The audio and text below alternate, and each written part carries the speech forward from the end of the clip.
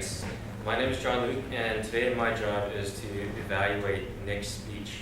When I talked to Nick earlier, I got the impression that this was going to be an icebreaker, but listening to his speech, it didn't seem like an icebreaker, so I was a little thrown off, but I was still able to give a good I'm still going to give a good evaluation on his speech that he did give.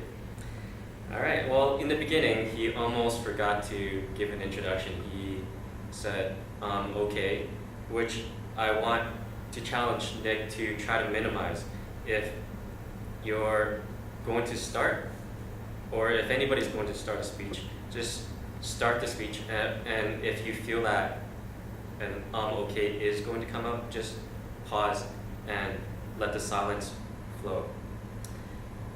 At first, I wasn't quite sure what the speech was going to be about because Nick started with a story about going to see his professor.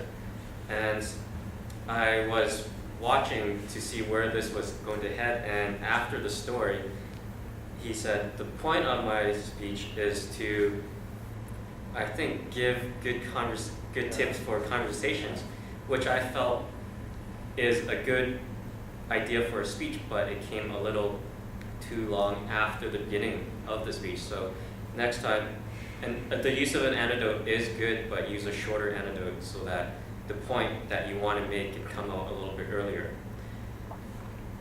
What I liked about your speech is that you were able to go from one idea to the next, and that was shown by the way that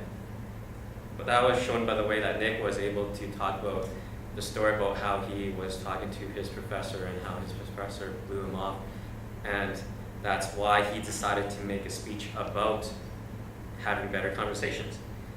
He also used signposts at one point. I remember him saying, my point, and I thought, okay, this is good. I know what he's talking about. I know where this is going.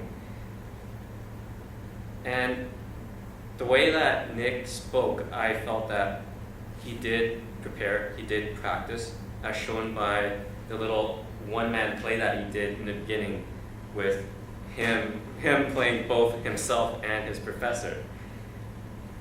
One thing that I also want to challenge Nick to work on is to avoid long silences. I know a good thing about his speech was that he didn't use any notes at all, which also shows that he practiced, but sometimes you really have to know your speech if you're going to go without any notes. So having just flashcards with one single word to remind you, okay, this is what I want to talk about. That single word isn't going to give you, the whole sentence, but you'll know because of the practice that, okay, this is what I want to talk about, so I'll just work my way around this word.